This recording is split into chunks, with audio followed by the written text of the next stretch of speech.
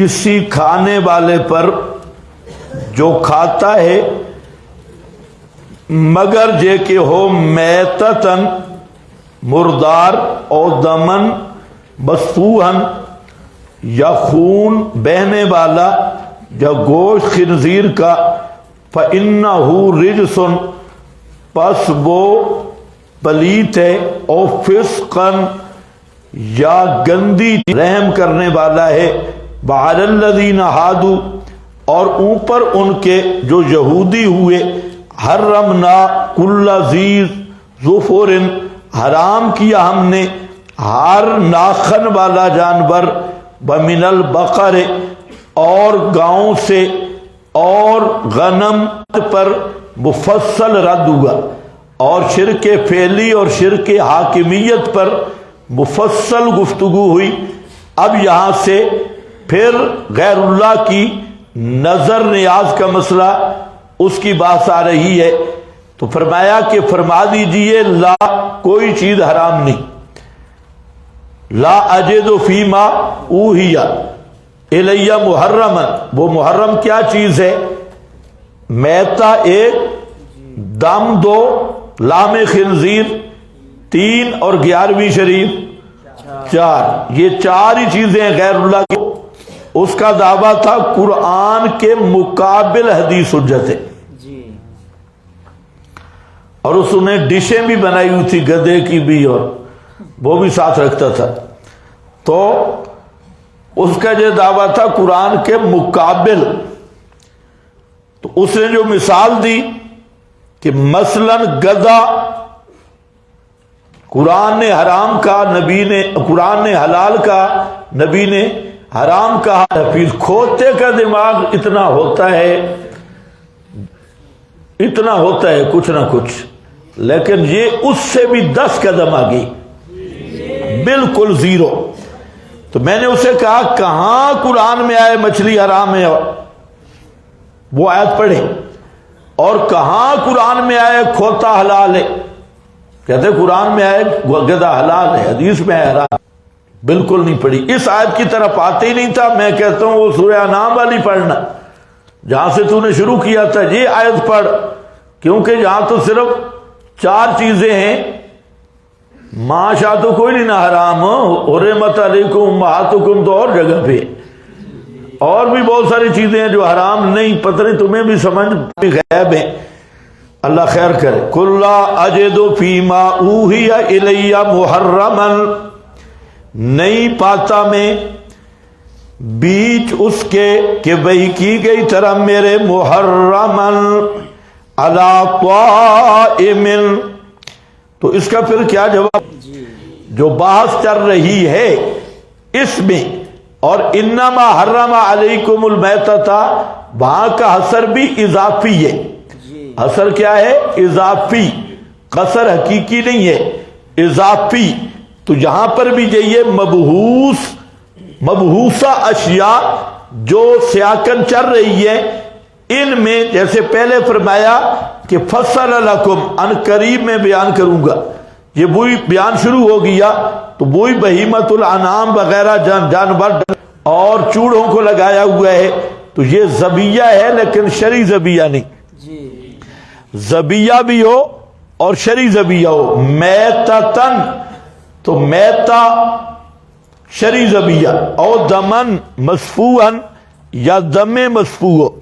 دمن مسفوح یہ پہلے بات ہو گئی کہ خون وہ حرام ہے جو بہنے والا ہے اور رگوں والا خون ہے، اور جو خون تلی کا یا گوشت کے اندر رہ جاتا ہے تو وہ خون حنفی کتے کو نجس العین نہیں مانتے.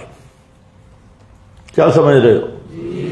حنفی کتے کو نجس العین نہیں مانتے اور اس کو بڑا اچھالتے ہیں، حالانکہ کتا نجس العین ہے. اب عوام کیا سمجھے نجس العین کس کو کہتے ہیں؟ تو وہ کہتے ہیں اچھا حنفی کتے کو پلیت نہیں کہتے. توبہ توبہ توبہ توبہ. تو اب اس نجس العین کو خود نہیں پتا کہ نجس العین کہتے کس کو. ایک نجس ہے، ایک نجس العین ہے، دونوں میں فرق ہے. کتا نجس ہے، بلی بھی نجس ہے، اور نجس العین صرف خنزیر ہے. نجس العین کا معنی کہ نجس بے جمیع اجزائی، نجس بے جمیع اجزائی ہی. اب کتا رکھنے کی تو نبی پاک نے اجازت دی ہے، راکھی والا کتا رکھ سکتے ہیں، اور اسی طرح شکاری کتا. اور پیچھے آپ نے پڑھا ہے شکاری کتے کی تو پتہ چلا کہ یہ نجس ہے، نجس العین نہیں ہے. نجس العین ہوتا ہے کہ جس سے انتفاع علی الاطلاق جائز نہ ہو، انتفاع بے جمیع اجزائی ہی نجس. تو کتا نجس ہے، کسی حنفی نے نہیں کہا پاک ہے. البتہ تمہارے مولویوں نے کہا ہے کہ کتے کا پیشاب بھی پاک ہے، اور کتے کا لعاب بھی پاک ہے، اور پیشاب بھی پاک ہے. اور کیونکہ پھر میں بتاؤں گا، کیونکہ تو کام مشکل ہوگا، تو پتہ شتہ نہیں لگا. مسجد نبوی میں کتے پھرتے تھے اور پیشاب بھی کرتے ہوں گے، لہذا پاک ہے. اور جب حور ضمیر کا مرجع خنزیر ہے تو خنزیر بے جمیع اجزائی ہی پلیت ہے. اس لیے ہم کہتے ہیں کہ خنزیر نجس العین ہے. خنزیر کے نجس العین ہونے کی وجہ کہ یہ ضمیر ہو کا مرجع بن رہا ہے. اگر کہیں کتے کے لیے بھی ایسی ضمیر لوٹ رہی ہے تو پھر لے آؤ، وہ بھی نجس العین ہوگا. لیکن یہ ملا جھوٹ بولتا ہے، کتا پلیت ہے لیکن نجس العین خنزیر ہے. فَإِنَّهُ رِجْسٌ، نیچے لکھا ہے بے جمیع اجزائی ہی. بے جمیع اجزائی کیوں؟ ضمیر کا مرجع بن رہا ہے.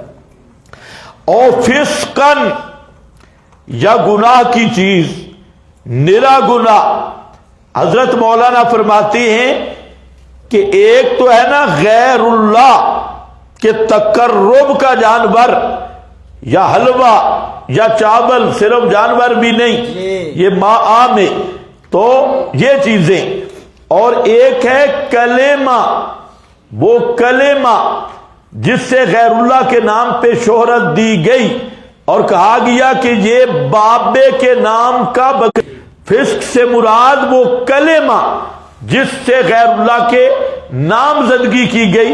تو یہ بھی نرا کفر ہے اور نرا فسق ہے. جو مشرک کہتا ہے کہ یہ بکرا، یہ دمبا، یہ مرغا بابے کے نام کی منت منوتی کے طور پہ تقرب کے لیے مانگتا ہے، یہ کلمہ کہنا اور یہ جملہ کہنا یہ فسق اور کفر ہے. دوسرے حضرات نے اس فسقن سے مراد یہی لیا اہل لغیر اللہ بھی. اس کی تفصیل بھی آ گئی سورۃ المائدہ میں. وہاں پہ میں نے بتایا تھا کہ ما اہل بھی کا مدلول سری دو صورتیں بتائی تھی اگر یاد ہو. ایک یہ بتایا تھا کہ بوقت ذبح غیر اللہ کا نام لیا جائے، یہ صورت بھی حرام ہے. اور ایک یہ ہے کہ غیر اللہ کے تقرب کے لیے نامزد کیا جائے کہ یہ، اور ذبح سے پہلے نامزد کیا ہے اور ذبح کے وقت بسم اللہ پڑھتا ہے، تو یہ دوسری صورت یہ بھی کیا ہے؟ حرام ہے. لیکن مسئلہ کیا ہے کہ اس آیت کا مدلول سری کیا ہے؟ ذوب اعلی اسم غیر اللہ، یعنی بوقت ذبح جب غیر اللہ کا نام لے، یا غیر اللہ کے تقرب کے لیے مقرر کرنا یہ صورت. تو یاد رکھو حضرت شاہ عبد العزیز محدث دہلوی رحمہ اللہ، شیخ الہند رحمت اللہ علیہ، اور ان کا حوالے سے میں نے کہا کہ اس آیت ما اہل بہ لغیر اللہ، اس کا صریح مصداق یہ صورت ہے تقرب غیر کے لیے نامزد کرنا. بوقت ذبح غیر اللہ کا نام لینا وہ بھی حرام ہے. لیکن ما اہل بھی میں نے کہا با اس کا مدخول وہ ہوگا جس کو شہرت دی جائے، اور شہرت کا تعلق کس کے ساتھ ہے؟ اس جانور کے ساتھ ہے.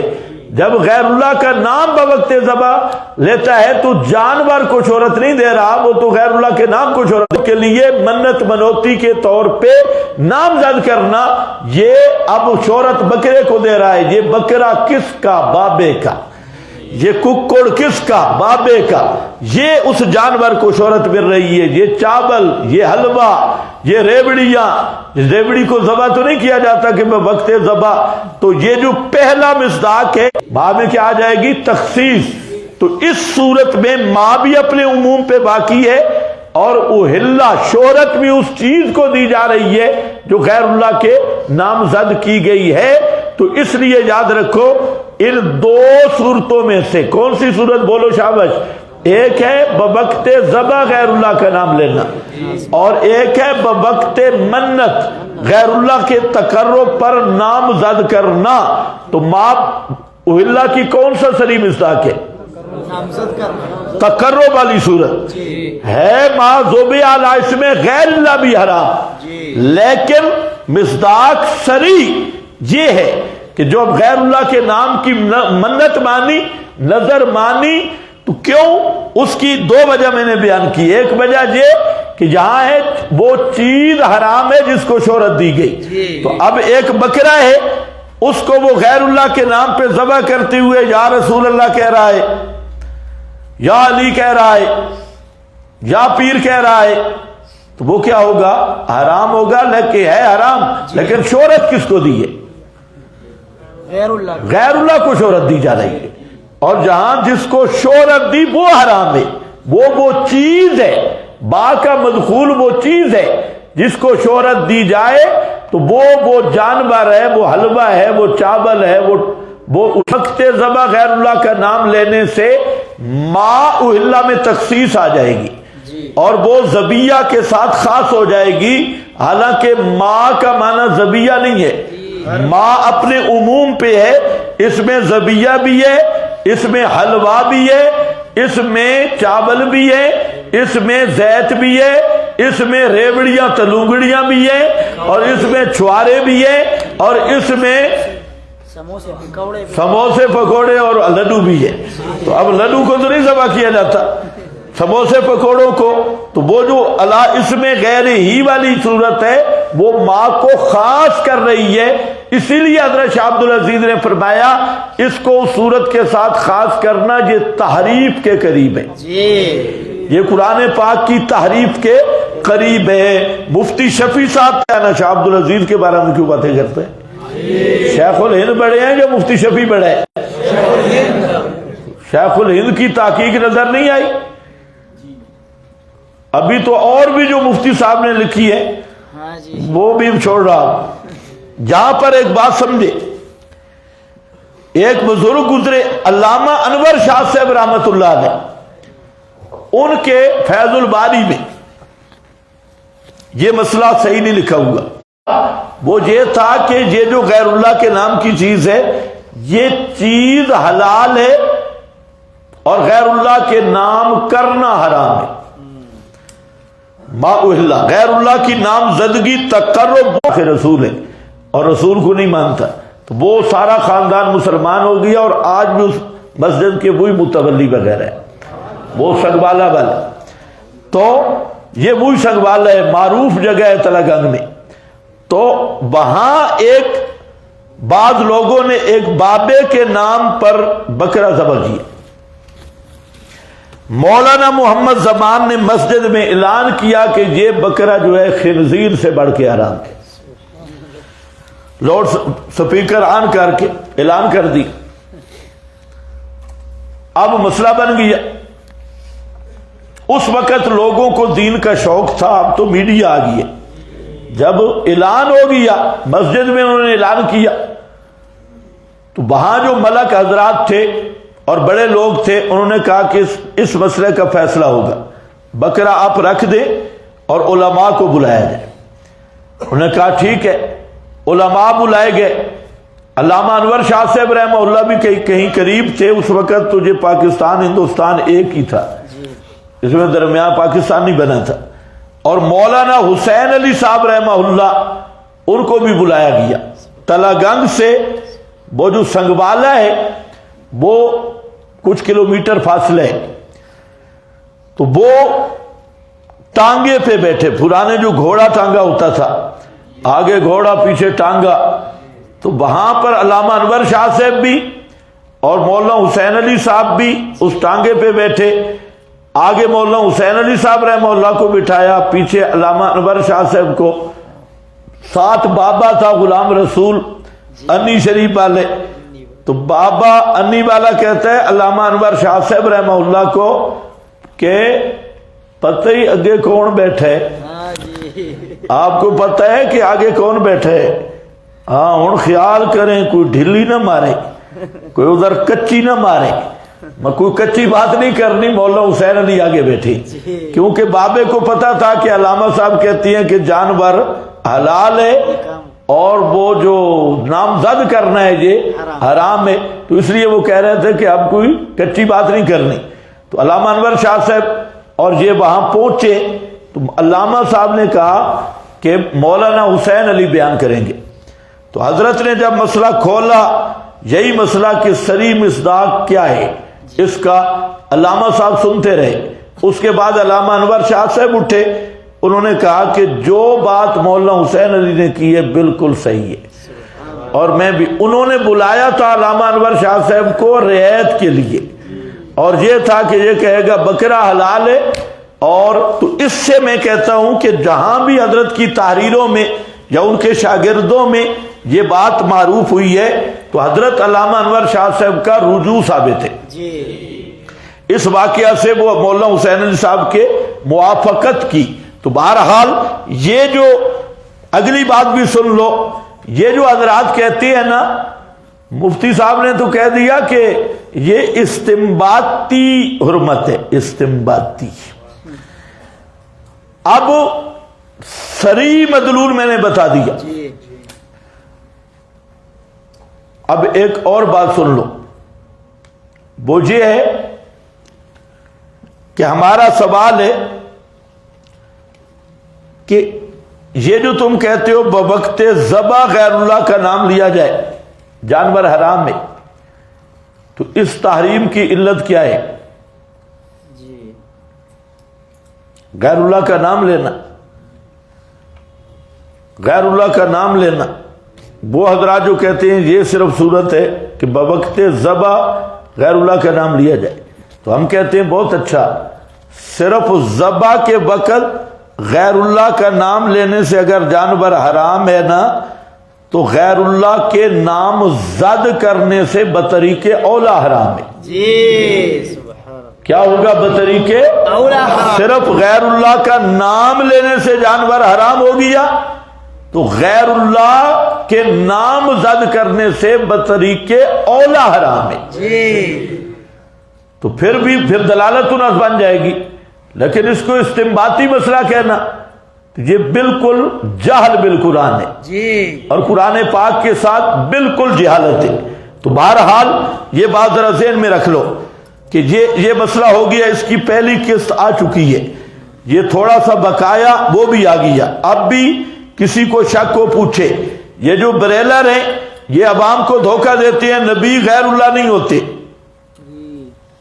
میری طرف توجہ کرو، غیر کے دو معنی، ایک معنی ہماری بولی میں فلانا اپنا ہے فلانا غیر، اور یہ چلاکی عوام ان کی سادی ہے، یہ کہتے ہیں دیکھو جی دیوبندی اللہ نبی کے درمیان غیریت ثابت کرتے ہیں، اللہ نبی اللہ کا غیر ہے، تو غیر تو دشمن کو کہتے ہیں، تمہارے محاورہ میں غیر کس کو کہتے ہیں؟ جس سے تعلق نہ ہو، تو اس معنی میں کہتے ہیں دیکھا وہابی کہتے ہیں کہ نبی اللہ کا غیر ہے، توبہ توبہ۔ مولوی عمر اشرفی نے لکھا ہے اللہ نے صریح فتویٰ دیا ہے جو اللہ اور نبی کے درمیان غیریت ثابت کرتی ہے، اللہ نے انہیں بعض لفظوں میں کافر کہا، نبی اللہ اور ہوتا ہے غیر اللہ اور ہوتا ہے، تو یہ ہے ان کی شیطنت۔ مطلب ہے یہاں غیر کا معنی دشمن نہیں ہے، غیر کا معنی لا تعلق نہیں ہے، غیر کا معنی کیا ہے؟ سوا، سوا اللہ، اللہ کے سوا۔ تو ہم پوچھتے ہیں نبی غیر اللہ نہیں تو عین اللہ ہے، غیر اللہ نہیں تو عین اللہ ہے، تو ایک ہی ہوگا نا، یا غیر اللہ یا عین اللہ، تو اب کہو عین اللہ۔ اور یہاں بریلوی مولویوں سے پوچھتے ہیں ساری دنیا کے بریلر اکٹھے ہوں کہ ایک آدمی جانور ذبح کرتا ہے اور جانور پہ صرف پڑھتا ہے محمد محمد یا نبی بوقت ذبح، وہ جانور حلال ہوگا یا حرام ہوگا؟ جی سب بریلویوں نے بھی لکھا حرام ہوگا. کیوں؟ کہ اس نے غیر اللہ کا نام لیا. کیوں؟ اب غیر اللہ کون بنا؟ جی سمجھ گئے کہ نہیں؟ جی. ساری زندگی کہتے رہے نبی کو غیر اللہ کہنے والے پہ اللہ نے کفر کا فتویٰ لگایا، نبی غیر اللہ نہیں.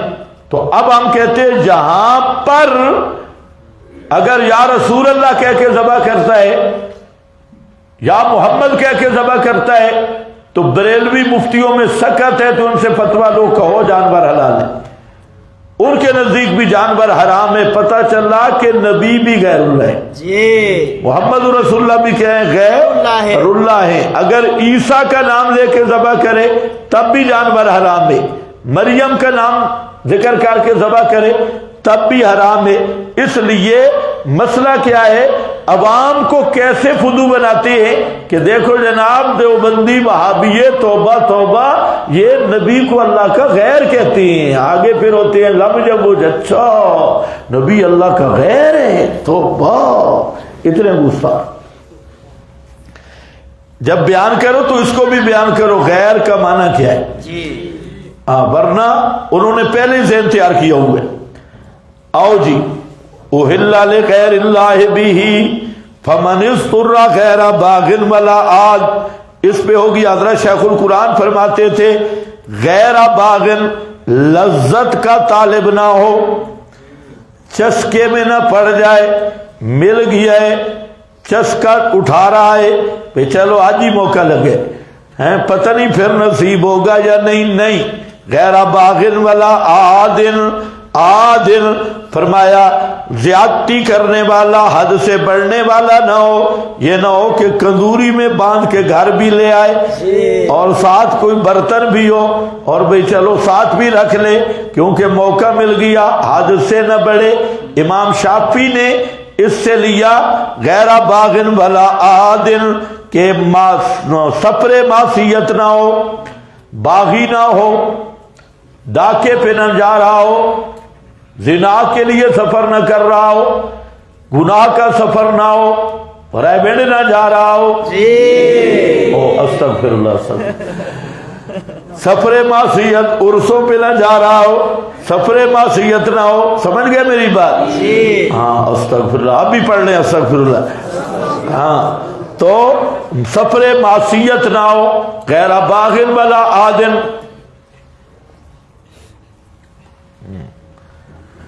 امام صاحب فرماتے ہیں بھئی سفر میں تو کوئی قباحت نہیں. جی قباحت تو ہے اس نے جو کرنا ہے. جی تو اس لیے سفر معصیت میں احکام نہیں بدلیں گے. امام شافعی کے نزدیک بدل جائیں گے. تو یہ ایک اجتہادی بات ہے کہ غیر باغن ولا عادن سے استنباط کیا امام شافعی نے. ہمارے امام صاحب فرماتے ہیں کہ نفس سفر میں معصیت نہیں ہے. سفر تو ہو سکتا ہے، معصیت تو الگ چیز ہے، مقارن ہے اس کے، لیکن سفر تو اسی طرح سفر ہے. تو باغن ولا عادن فإن ربک غفور الرحیم. بے شک رب تیرا بہت معاف کرنے والا، رحم کرنے والا ہے. وعلی الذین ہادوا، یہودی مولویوں کے اعتراض کا جواب ہے. اور مضمون سابق پر ایک سوال ہے. سوال یہ ہے، یہودی کہا کرتے تھے، یہ سورۃ النساء آیت نمبر 160 میں اور سورہ آل عمران آیت نمبر 93 میں. ابھی وقت کم ہے، یہ دیکھ لینا. اس میں ایک مسئلہ چل رہا ہے کہ بعض چیزیں جو تھیں یہودیوں وہ اصل میں ملت ابراہیمی میں حرام نہیں تھی. ملت ابراہیمی میں وہ اصلا حرام نہیں تھی، بلکہ بعض چیزیں بعض عوارض کی وجہ سے بنی اسرائیل پہ حرام کی گئی. ان میں عوارض مختلف تھے. مثلا حضرت یعقوب کی منت بھی تھی، اونٹ کا گوشت نہ کھانے کی، یہ بھی ایک مسئلہ تھا۔ اور دوسرا، بعض وہ جانور تھے جو ملت ابراہیمی میں حرام نہیں تھے، لیکن یہودیوں پر ان کے کرتوتوں کی وجہ سے سزا کے طور پہ بعض چیزیں حرام کی گئی تھی، جن میں مثلا جہاں ذکر ہو رہا ہے ہر ذی ظفر جانور۔ ذی ظفر کیا ہے؟ یعنی ایسے ناخن کہ جن میں چیر نہ ہو، ناخن ہوں جس کو آپ کیا بولتے ہیں؟ پنجے، پنجا۔ ایک تو ناخن ہے نا، تو یہ چیر ہے، اور ایک ہے کہ پنجا جو ہوتا ہے پنجے میں وہ چیر نہیں ہوتا، وہ ملے ہوتی ہیں، تو پنجے والا جانور۔ ہاں، جیسے اونٹ ہے، اونٹ کا پنجا ہے، اسی طرح پنجا آپ کے ذہن میں کوئی اور نہ آئے، شتر مرغ ہے، بطخ ہے، اس قسم کے جو جانور ہیں تو ان کا وہ چیر والا حساب نہیں ہوتا، یہ ناخن جو ہوتے ہیں ملے ہوتی ہیں، پنجا، پنجے والا جانور۔ ما لیسا مون فارج الاصابع، جس کی انگلیاں کھلی ہوئی نہ ہوں، جیسے اونٹ ہے، شتر مرغ ہے، اور بطخ ہے، اور اس طرح کے جانور۔ تو یہ ایک۔ دوسرا، گائے اور بکریوں کی بعض چربیاں وہ ان پہ حرام کی گئی تھی، من البقر والغنم حرمنا علیہم، ان پہ ہم نے حرام کیا تھا ان کی بعض چربیاں، یعنی ان کی چربیاں حرام ہوئی، الا ما حمل سے استثناء کر دیا کہ ان کے پیٹھ پر جو چربی تھی وہ بھی حرام نہیں ہوئی۔ ہوایا جو ہے یہ یا تو حبیت ان کی جمع ہے، حبیت جیسے عطیت ان کی جمع عطایا ہے، عطیت ان سے عطایا، یا یہ یا خطیت ان سے خطایا، حبیت ہوایا، عطیت عطایا، خطیت خطایا، یا یہ ہے حابیت ان سے، جیسے زاربت ان کی جمع زوارب آتی ہے، زاربت زوارب، تو یہ حابیت سے ہے، اس آنت کو کہتی ہیں۔ تو الحوایا آنتنیاں، آنتوں کی چربی، اور جو ہڈی کے ساتھ ملی ہو، اس کے علاوہ باقی جیسے گردے وغیرہ کی چربی ہے وہ ان پہ حرام کر دی گئی تھی۔ ذالک جزیناہم، یہ کیوں کی تھی؟ ہم نے انہیں سزا دی تھی ان کی بغاوت کی، انہوں نے گناہ کیے۔ یہودی شور برپا کرتے تھے کہ یہ ملت ابراہیمی میں حرام ہے، ابراہیمی مذہب میں، اور پھر نبی پاک علیہ السلام پہ اعتراض کرتے کہ آپ بڑے ملت ابراہیمی کے علمبردار ہیں اور حضرت ابراہیم کے مسئلے کی مخالفت کرتے ہیں، اے جیسے للڑ آپ کو کہتی ہیں کہ تم بڑے دیوبندی ہو، علماء دیوبند کی المحند نہیں مانتے۔ تو بالکل یہودیوں کا ذہن بھی للڑوں سے ملتا جلتا تھا۔ تو بہرحال تو جہاں پر وہ تو ملت ابراہیمی تو ملت تھی، ملت دیوبندیت تو کوئی ملت ہی نہیں ہے۔ دیوبندی کسی مذہب کا نام ہے، عقیدے کا نام ہے دیوبندی، اور دیوبند ہندوستان مودی کے قریب ایک شہر کا نام ہے۔ ہندوستان وہاں یونیورسٹی ہے، وہاں دارالعلوم تھا، اس میں کچھ اولیاء الرحمان بھی گزرے ہیں اور کچھ اولیاء الشیطان بھی گزرے ہیں، کچھ اولیاء الشیطان تھے، کچھ اولیاء الرحمان تھے۔ تو یہ اسماعیل شیعہ بھی دیوبندی تھا، اسماعیل شیعہ جیسا پورا ابلیس اور بڑا مناظر سے، وہ اپنے ساتھ لکھتا بھی اسماعیل دیوبندی ہے، تو وہ دیوبند کا فاضل تھا۔ قمر الدین سیالوی بھی دیوبند کا تھا۔ وہ جو نجم الرحمان والا لا تستقر نطفۃ فی فرج انثی الا ينظرها والا بزرگ ولی اللہ کی تعریف کرنے والا وہ بھی دیوبندی تھا اور شیخ الہند کا شاگرد ہے۔ تو یہ تمہیں کس نے کہا کہ جو دیوبند میں گیا وہ مقدس ہو گیا؟ یہ نیا ایشو ہے، فلانا دیوبندی نے فلانا، ہم کہتے ہیں ہمیں قبول ہے، آپ ہمیں کہیں میں نے پہلے بھی کہا، کہتے ہیں دیوبندی نہیں، تو بالکل نہیں، ہم دیوبندی نہیں تو مسلمان نہیں، ہم دیوبندی نہیں ہیں تو مسلمان نہیں ہو۔ تم بھی کہو آمین، ہم بھی کہتے ہیں آمین۔ دیوبند مذہب کا نام ہے؟ یہ عجیب بھائی، دیوبند میں کوئی نبی گزرا ہے، کوئی قرآن اترا ہے؟ دیوبندی نے، ادھر جی بریلوی نے، ادھر فلاں انہوں نے اپنی کوئی کیٹیگری، اب بریلویوں کے 10-12 جماعتیں لڑ رہی ہے، ایک کہتے تو بریلوی نہیں، دوسرا کہتے نہیں میں پکا بریلوی ہوں، دوسرا تو بریلوی نہیں میں پکا بریلوی ہوں۔ ابھی وہ منیب الرحمان بیچارے نے، مفتی منیب الرحمان کراچی والا بزرگ، اس نے ایک نیم بریلوی کے پیچھے نماز پڑھی، نیم دیوبندی جی، یہ جو خیر المدارس والا غالباً وہ غیر حنیف تھا، اس کے پیچھے نماز پڑھ لی تو اس کی نکل آیا فوٹو، سارے بریلوی پیچھے پڑ گئے۔ آپ یوٹیوب دیکھیں، الامان بالحفیظ کہتا ہے مفتی منیب الرحمان مرتد ہو گیا، اس کا نکاح گیا، اعلی حضرت کا فرمان ہے جو دیوبندی کے پیچھے نماز پڑھے اس کا نکاح ختم، وہ مرتد ہے، وہ ویسے ہی کافر ہے۔ سارے بریلوی لگ گئے، میں نے بیان کیا، ان کا بہت جھگڑا تھا، میں نے کہا لڑو نہیں، یہ جو کہہ رہے ہیں نا کہ مفتی منیب الرحمان اعلی حضرت کے فتوے کے مطابق مرتد ہوا ہے، بات ان کی ٹھیک ہے، جی، اعلی حضرت کا یہ فتویٰ ہے، اور اعلی حضرت نے یہ لکھا ہے کہ جو دیوبندی کی جنازہ پڑھے، دیوبندی کے پیچھے نماز پڑھے یا اس کا جنازہ پڑھے تو وہ آدمی خود بھی کافر ہے اور مرتد ہے۔ تو اعلی حضرت کی جو زبان تھی نا، اس کو فتووں کے پیچش لگے ہوئے تھے، فتووں کے جلاب لگے ہوئے تھے، تو اعلی حضرت کے فتوے کے مطابق اعلی حضرت خود بھی کافر ہے اور سارے بریلوی مولوی بھی کافر ہے۔ اعلی حضرت کا فتویٰ بالکل ہے، اور ہم نے بریلویوں کو بارہا کہا کہ اعلی حضرت کے فتویٰ سے اعلی حضرت خود کافر ہے، اور اعلی حضرت کے فتویٰ سے ایک بریلوی بھی مسلمان نہیں۔ یہ تو ہم نے ان کو بڑا چیلنج کیا، لیکن اس پہ آتے بالکل نہیں، چھپتے ہیں، ادھر ادھر جائیں گے، اس پہ نہیں آئیں گے۔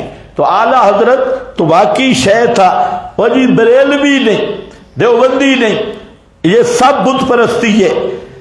ما انا علیہ صحابی، یہ رائے حق ہے، بے شک، کتاب و سنت فہم صحابہ یہ حق کی راہ ہے، باقی ہم کسی کو نہیں جانتے، دیوبندی کون ہے تو بریلوی کون ہے، جی، کہ فلانا کون ہے۔ تم جاؤ اور اپنی ٹکٹیں لے کے آؤ دیوبند ہونے کی اور بریلی ہونے کی، جو حق کا راستہ ہے وہ کتاب و سنت فہم صحابہ، اس لیے ساری چیزیں مل جائیں گی، تو وہ ما انا علیہ و اصحابی، یہی وہ راستہ ہے، صراط الذین انعمت علیہم۔ تو یہودیوں نے یہی کہا، اس کا جواب دیا ذالک جزیناہم بغی، ان کی شرارتوں کی وجہ سے یہ تحریم ہوئی، ملت ابراہیمی کی یہ تحریم نہیں ہے۔ فرمایا انا لصادقون، بے شک ہم البتہ سچے ہیں، یہودی مولوی جھوٹے ہیں۔ انا لصادقون، بے شک ہم البتہ سچے ہیں، بولو، اور یہودیوں کے مولوی، اللہ فرماتے ہیں ہم سچ بیان کر رہے ہیں کہ ذالک جزیناہم ببغیہم، یہ سچ ہے، اور اس کے خلاف جو یہودی شیخ التورات اور یہودی مفتی اعظم یا جو ان کے بڑے بڑے کرتوتوں والے بزرگ وہ جو کچھ فرما رہے ہیں وہ جھوٹ کہہ رہے ہیں۔ فَإِن كَذَّبُوكَ فَقُلْ رَبُّكُمْ ذُو رَحْمَةٍ وَاسِعَةٍ فَإِن كَذَّبُوكَ، پس اگر وہ تکذیب کر دیں تیری، یہ زجر بر شب و تاخیر عذاب، عذاب کیوں مؤخر ہو گیا؟ فرمایا ان کذبوک، اگر وہ تیری تکذیب کریں، فقل ربکم، پس فرما دیجئے رب تمہارا ذو رحمت، صاحب رحمت کا ہے، واسعۃ، بصیر رحمت، بصیر رحمت والا ہے، بلا یرد بأسہ، اور نہیں رد کی جاتی پکڑ اس کی عن القوم المجرمین، مجرم قوم سے۔ مطلب یہ ہے کہ امحال المجرمین، یہ اس کی رحمت ہے، مجرموں کو امحال مہلت دی ہے، اور تاخیر میں یہی حکمت ہے، اور جب وہ پکڑنا چاہے تو کسی کو سانس نکلنے کی بھی مہلت نہیں ملتی۔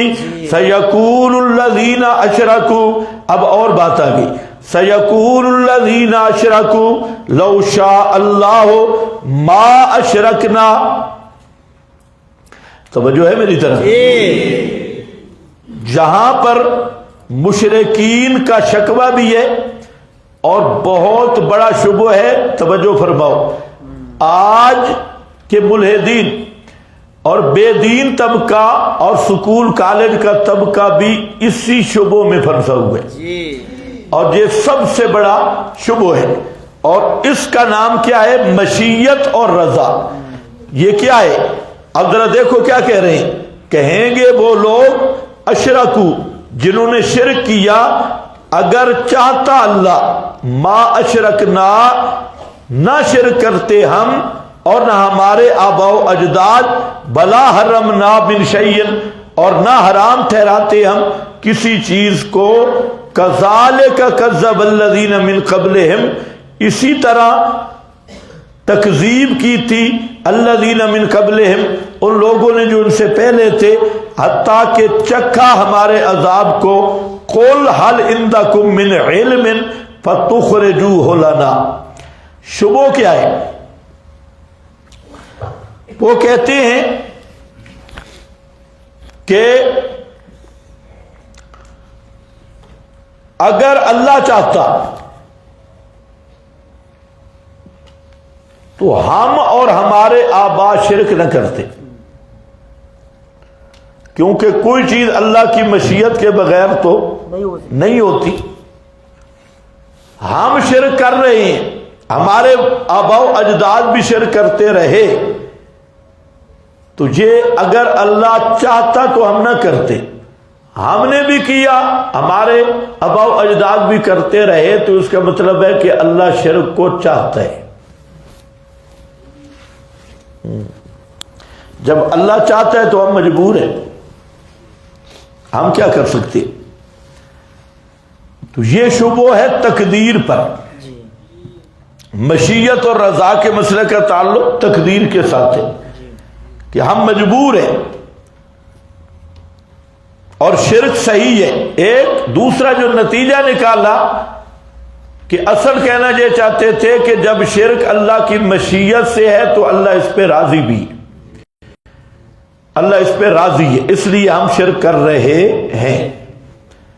آج بھی یہی شبہ ہے ملحدین کا کہ ایک طرف تم کہتے ہو کہ ایک پتا بھی اللہ کی مشیت کے بغیر نہیں حرکت کر سکتا، نہیں گر سکتا، اور پھر جب آج اللہ کی مشیت کے بغیر پتا نہیں گرتا تو ہم زنا کریں تب بھی اللہ کی مشیت ہے، چوری کریں تب بھی اللہ کی مشیت ہے، اور ڈاکہ ڈالیں تب بھی اللہ کی مشیت ہے. جب یہ اللہ کی مشیت سے ہے تو پھر ہمیں سزا کیوں ملے گی؟ کام سارے اس کی مشیت سے ہو رہے ہیں، جہنم میں ہم کیوں جائیں گے؟ مشیت بھی اس کی چالے اور جہنم میں بھی ڈال دیں. یہی بات مکہ والے بھی کہہ رہے ہیں، قریب قریب، پہنی تو نہیں، قریب قریب. تو اس لیے ذرا بات سمجھو. مسئلہ یہ ہے، اس کی دو تعبیریں میں کر رہا ہوں. ایک تعبیر یہ ہے کہ مشیت اور رضا میں فرق ہے. مشیت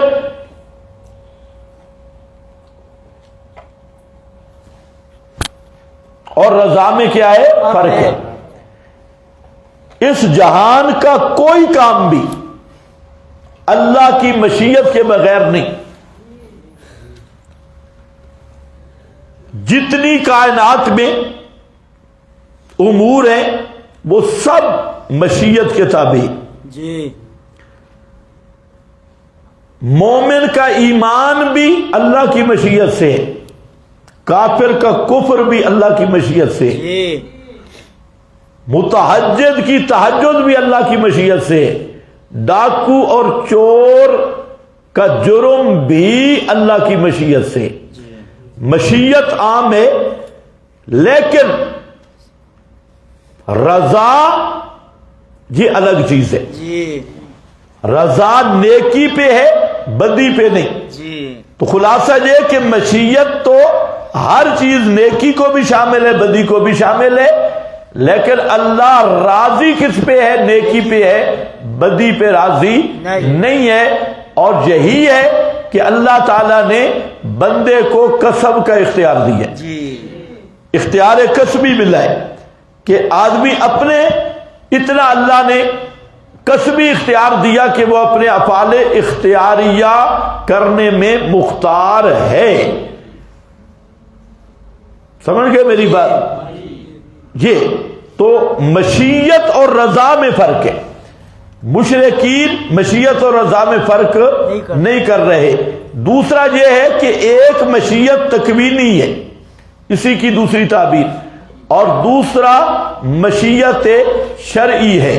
جو مشیت تکوینی ہے وہ اس کے خلاف نہیں ہو سکتا، اور جو مشیت شرعی ہے اس میں بندے کا اختیار دیا، وہ مشیت شرعیہ یا ارادہ شرعیہ اس کا خلاف ہو سکتا ہے، اور وہ رضا کے معنی میں، محبت اور رضا کے معنی میں. تو بہرحال یہاں پر آپ ایک آیت نکالیں، سورہ زمر آیت نمبر 7.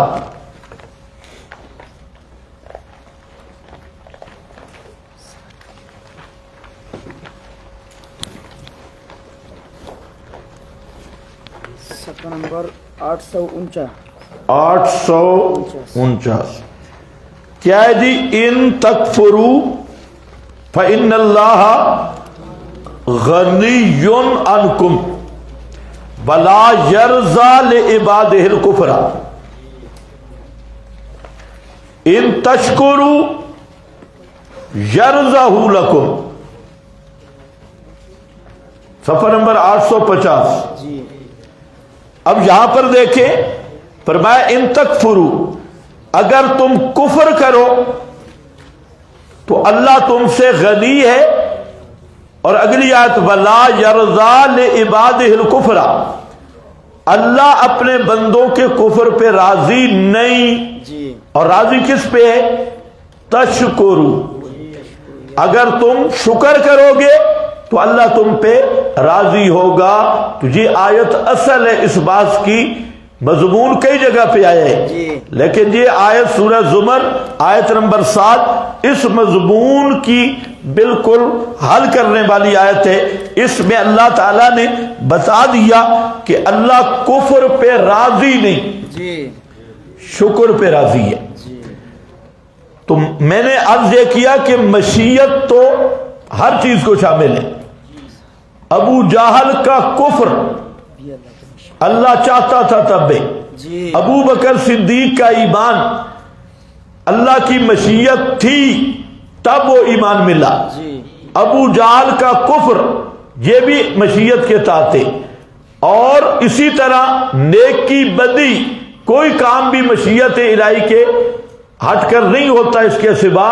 لیکن اللہ رب العزت نے جو بندے کو اختیار دیا ہے، کسبی اختیار، تو اس کسبی اختیار کی بنیاد پہ آدمی کو اللہ نے مکلف بنایا ہے. اب آدمی کا جو ارادہ ہے کسبی ارادہ، تو اللہ کی مشیت اسے مجبور نہیں کرتی. اختیار دیا ہے ہوتا مشیت سے، لیکن جتنا کسب کا اختیار دیا تو اللہ تعالیٰ کی مشیت اسے مجبور نہیں کرتی. وہ کرتا اپنا اختیار ہے، لیکن وہ اختیار ہوتا بھی مشیت اللہ.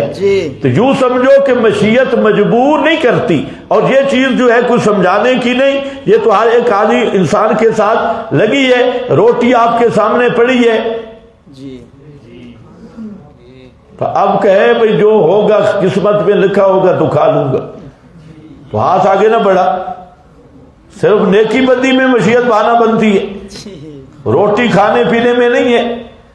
ادھر کچھ بھی نہیں بہانہ بنتی. تو مشیت جو کسبی اختیار ہے ہوتا وہ بھی مشیت سے ہے، لیکن مشیت جو ہے مجبور نہیں کرتی. تو حاصل کیا نکلا کہ مشیت عام ہے، ہر چیز کو شامل ہے.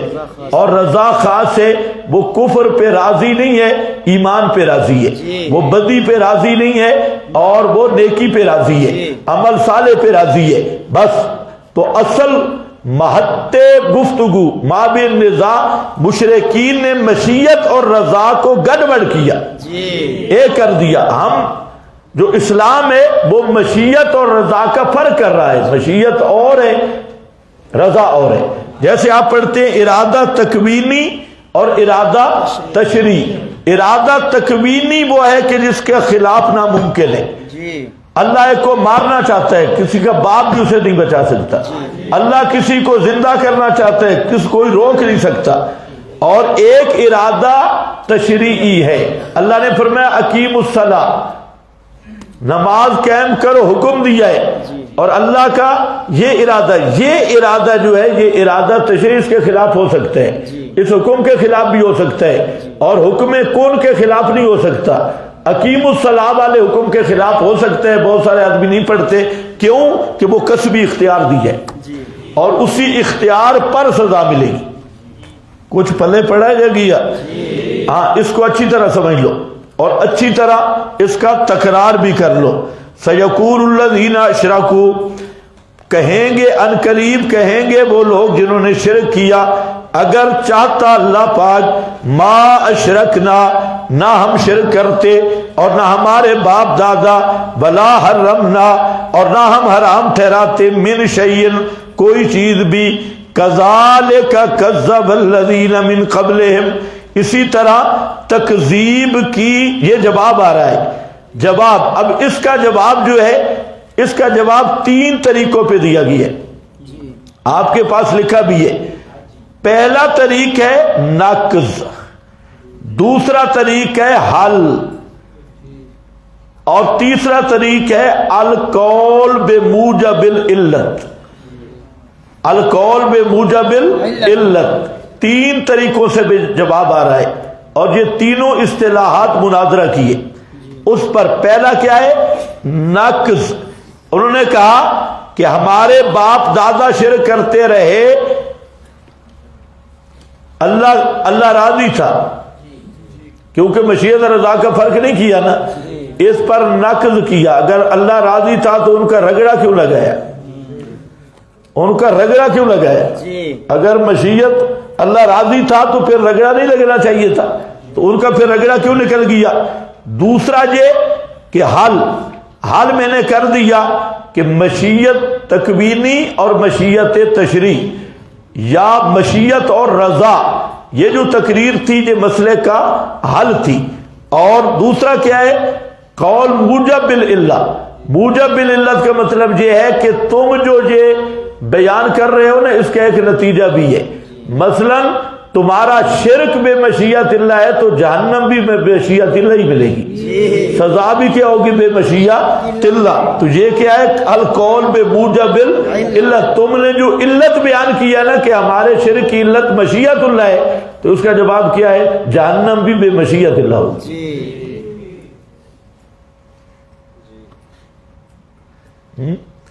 جیسے بزرگ شرارت کریں اور میں ان سے پوچھوں نعوذ باللہ میں کیوں شرارت کی ہے، کہتے اللہ کی مرضی دی، اللہ کی مشیت، اور میں 2-4 لگاؤں میں کہ یہ بھی اللہ کی مشیت ہے. تو یہ القول بے موجب العلت ہے. کتنے طریقوں پہ جواب ہے؟ جلدی بولو، ٹائم گیا. پہلا طریقہ کیا؟ نقض وارد کرو، دلیل توڑو. دلیل وہ دے رہے ہیں کہ ہم شرک کرتے رہے، ہمارے باپ، یہ اللہ کی مشیت ہے، اللہ نہ چاہتا تو ہم شرک نہ کرتے. جواب، رگڑا کیوں لگا؟ اگر مشیت رضا ایک ہی ہے نا، کہ اللہ کی مشیت ہے تو اللہ راضی بھی ہے، تو پھر تمہارے باپ دادا کی پٹائی کیوں ہوئی؟ تو معلوم ہوتا ہے مشیت اور رضا میں فرق ہے. ایک دوسرا طریقہ حل کا، وہ میں مفصل بتا. تیسرا طریقہ، آپ جو علت بیان کر رہے ہیں اس کا ایک نتیجہ بھی ہے، اور وہ نتیجہ کیا ہے کہ ہم نے اور ہمارے باپ دادا نے اللہ کی مشیت تھی اس لیے کفر کیا، فرمایا جہنم بھی اسی مشیت بھی ملے گی. لو مزے، تمہارا وہ بھی تو اللہ کی مشیت ہوگی. یہ ختم ہو گیا. کذالک کذب الذین من قبلہم، اسی طرح تکذیب کی الذین، ان نے جو ان سے پہلے تھے، حتی ذاقوا بأسنا، حتیٰ کہ چکھی انہوں نے عذاب، باس پکڑ ہماری، عذاب ہمارا. قل حل عندکم من علم، قل فرما دیجئے میرے پیغمبر، پھر چیلنج آ گیا. قل حل عندکم من علم، فَتُخْرِجُوهُ لَنَا قُلْ فرما دیجئے کیا ہے تمہارے پاس کوئی دلیل عندکم من علم؟ پہلا عذر تو قابل سماع نہیں، اگر کوئی دلیل ہے پیش کرو۔ دلیل سے مراد دلیل نقلی، نقلی دلیل لاؤ، عقل تمہارا فیل ہو گیا۔ من علم فتخرجوہ لنا، لاؤ اس دلیل کو اپنے تھیلے سے نکال کے۔ تخرجوہ لنا، یہ مشرک پہ بڑا بھاری بہت بڑا بھاری گزرتا ہے۔ ہاں اگلا لفظ بھی بھاری آ رہا تھا، میں نے روک لیا۔ یہ مشرک کے لیے بڑا بھاری ہے جب اس کو دلیل لاؤ دلیل لا، ہاتو برہانکم۔ مشرک ہمیشہ کہتے تو دلیل دے، دعویٰ تیرے لانا دلیل۔ حل عندکم من علم فتخرجوہ لنا، لاؤ اس دلیل کو ہمارے سامنے پیش کرو۔ ان تتبعون الا الظن، نہیں پیروی کرتے مگر ظن کی۔ وَإِنْ أَنْتُمْ إِلَّا تَخْرُصُونَ، اور نہیں ہو تم مگر تکے مارتے۔ تخرصون تکا بندی ہے، اندھیرے میں تخرصون اندازے لگاتے، مراد ہے تکذبون، جھوٹ بولتے ہیں اقوال میں۔ قل فرما دیجئے فللہ الحجۃ البالغہ، فللہ الحجۃ البالغہ، مشرک کے پاس دلیل کوئی نہیں، مشرک کے پاس دلیل کوئی نہیں۔ دلیل کس کے پاس ہے؟ فللہ الحجۃ البالغہ، پس اللہ ہی کے لیے الحجۃ البالغہ کامل دلیل ہے، کامل اور مضبوط دلیل، واضح دلیل ہے۔ اب دیکھو ان تتبعون الا الظن، نہیں پیروی کرتے مگر ظن کی، بیزابی کی عبارت ہے۔ فیہ دلیل، پڑھو فیہ دلیل من اتباع الرسول ولعل ذلك حيث يعارض القاطع، فیہ دلیل علی المنع من اتباع الظن سیما فی الاصول۔ عقیدے کا مسئلہ ظنی دلیل سے ثابت نہیں ہوتا۔ یہ بیضاوی شافی ہے، حنفی نہیں، اس پہ شافی، حنفی، مالکی، حنبلی سب ائمہ کی عبارتیں آ رہی ہیں۔ اہل سنت کا اتفاق کی یہ بات ہے کہ عقیدہ ظنی دلیل سے ثابت نہیں ہوگا۔ عقیدہ کے لیے کون سی دلیل چاہیے؟ قطعی دلیل ہوگی۔ اور آج سب سے بڑا فساد یہ ہے کہ آج تو جناب اپنے اپنے استاد کا قول بھی قرآن کے برابر ہے۔ بدبختو، اپنا مولوی چاہے وہ بالکل فراڈی تھا اور جیسا بھی تھا پہلے مر گیا، اکابر کا بھی کوئی بنا شنا نہیں نا، جو چند دو دن پہلے مر گیا وہ اکابر ہے۔ اور ہم نے کہا کوئی بناتے رکھو نہ، اکابر کہتے کس کو ہے؟ کوئی بننا چھنا ہے بھی صحیح، اور یہ جی ہمارے اکابر۔ اور یہ عقائد کا مسئلہ ہے۔ عقیدہ میں ان الظن لا یغنی من الحق، یہ قرآن ہے، اور قیامت کے دن کوئی عذر نہیں ہوگا۔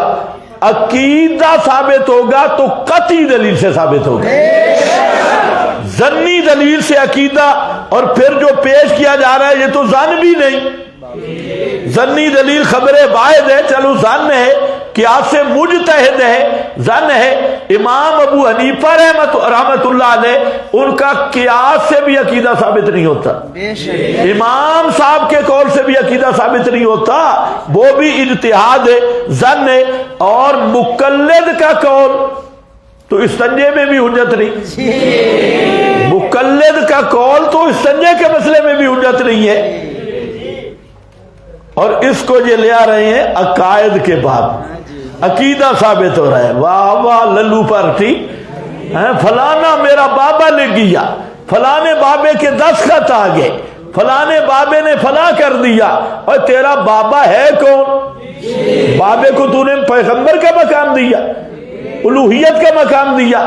یہی وہ چیز ہے جو یہود و نصارہ کا شرک تھا، انہوں نے اپنے مولویوں اور پیروں کو اللہ کا مقام دے دیا، اور یہ اپنے بابے اور پیر اور استاد اس کی بات کتاب و سنت کے مقابل ماننا اور اس کو قطعیت کا درجہ دے کے عقیدہ قرار دینا، یہی سب سے بڑا شرک فی الحکم ہے۔ بے شک جیسے اللہ کے قانون کے مقابل قانون مانے تو مشرک ہے، اللہ کے نظام کے مقابل ان اطاعتموہم نظام مانے تو مشرک ہے۔ اسی طرح اللہ کی کتاب کے مقابل اپنے مولوی اور پیر اور بزرگ اور شیخ کی بات مانے، وہ بھی اسی درجے کا مشرک ہے۔ اس لیے بات صاف ہے، عقیدے کو تماشا بنا دیا، ادھر دیکھو جی میرے بزرگ لکھ گئے، ڈاکنا بزرگ لکھ گئے، فلانا لکھ گیا۔ کس کس کے بزرگ مانوں؟ شیعہ کہتے ہیں ہمارے بزرگ لکھ گئے، ادھر رضا خانی کہتے ہیں ہمارے بزرگ لکھ گئے، تیرے بزرگ لکھ گئے، قادیانی کہتے ہیں ہمارا تو بزرگ بھی بڑا تھا، انہوں نے خیر دعویٰ اچھا رکھے، دعویٰ بہترین رکھا، تم سے تو دعویٰ ہی نہیں بنا، کوئی تک تو بنتا ہے نا، اس نے صاف کہہ دیا بھئی میرے اوپر وہی آ رہی ہے، تیرے بابے سے تجھے دعویٰ بھی نہیں ہوا۔ بھائی جھوٹا دعویٰ تھا لیکن دعویٰ تو کیا ہے نا، اگر کسی نے کوئی بات ماننی ہے تو کوئی اس نے بات تو پیش کی ہے، اگرچہ بے ایمان تھا، جھوٹا تھا، مرتد تھا، لیکن دعویٰ تو کچھ کیا۔ اور تو نے بابوں میں کیا دیکھا ہے؟ اس کو اللہ کے مقابلے میں لے آ رہا ہے۔ رسول اللہ کی بات پیش کرو، قرآن کی بات پیش کرو، خدا کی قسم ان کو پرواہ نہیں ہوتی، مکہ کے مشرکوں کی طرح الٹا لڑتی ہیں اور کہنا استاد جی فرمائے ہے صحیح ہے، ہمارے استاد فرمائے، تو ان کو ہم مسلمان کہیں گے؟ نہیں جی، یہ مسلمان ہیں۔ دیکھو جی، ان تتبعون فی دلیل علی المنع من اتباع الظن سیما فی الاصول، خصوصاً عقیدے کا مسئلہ ہو، بعض ظنی دلیل کام نہیں آتی۔ اور اسی طرح سورہ یونس میں وہاں حوالے موجود ہیں، وقت کیا ان تتبعون الا الظن، مشرک ہمیشہ بدعتی ہمیشہ اوہام کے پیچھے چلے گا، اور ساری چیزیں ظن ہیں، ارسطو کی منطق بھی ظن ہے، فلسفہ بھی ظن ہے، اور سائنس کی یہ چبلیں بھی ظن ہیں، خواب بھی ظن ہیں، حکایات بھی ظن ہیں، اور جھوٹی روایتیں تو ظن بھی نہیں، یہ کوئی اس سے بھی اگلا رانوے ہیں۔ یہ ساری چیزیں فرمایا الا الظن وان انتم الا تخرصون، نہیں ہو تم مگر تکے مارتے اور جھوٹ بولتے۔ قل اعلان کر میرے محبوب پیغمبر، فللہ الحجۃ البالغہ البینۃ الواضحہ، اوپر لکھے البینۃ الواضحہ، واضح دلیل، کامل دلیل، فلو شاء مقتضی، تو اس کا مقتضی تو ہدایت ہے، اللہ کی طرف سے حجت بالغہ آ گئی ہے، یہ قرآن حجت بالغہ ہے، قرآن کامل حجت ہے اور قرآن واضح بینہ ہے، اس کا مقتضی تو ہدایت ہے، لیکن توفیق ایزدی نہیں، اللہ کی توفیق نہیں، قرآن آ گیا پھر بھی نہیں مان رہے۔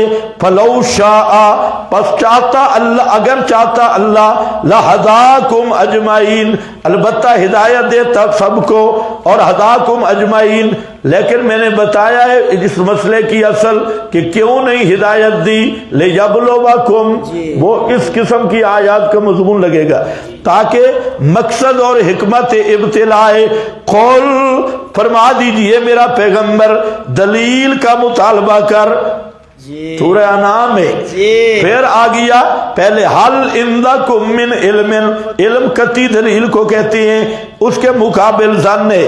قول اعلان کر میرا پیغمبر، حلم شہداءکم، شہداءکم، لاؤ شہداءکم اپنے گواہوں کو، الذین یشہدون وہ جو گواہی دیں، باقاعدہ گواہی دیں، بیان دیں کہ ان اللہ حرم ھذا کہ بے شک ان چیزوں کو اللہ نے حرام کیا۔ یہ جو تمہارے مفتیوں نے حرام کیا ہے، تمہاری پارلیمنٹ نے حرام کیا ہے، تمہاری سینٹ نے حرام کیا ہے، سمجھ گیا نا؟ اور مکہ والوں کی سینٹ، مکہ والوں کی پارلیمنٹ جہاں قانون بنتے تھے، اور وہاں جناب مکی مفتی بیٹھتے تھے، اور وہاں بیٹھ کے ھذا حلال ھذا حرام قانون تشکیل دینے والے اور قانون ساز مکہ کے مشرکوں کی قومی اسمبلی اور سینٹ میں بیٹھ کے قانون بنانے والے، فرمایا ہلما میرا پیغمبر اعلان کر ذرا ان کو مفتیوں کو کہو آؤ سامنے، لاؤ نہ اپنے گواہ، شہداءکم کون ہے؟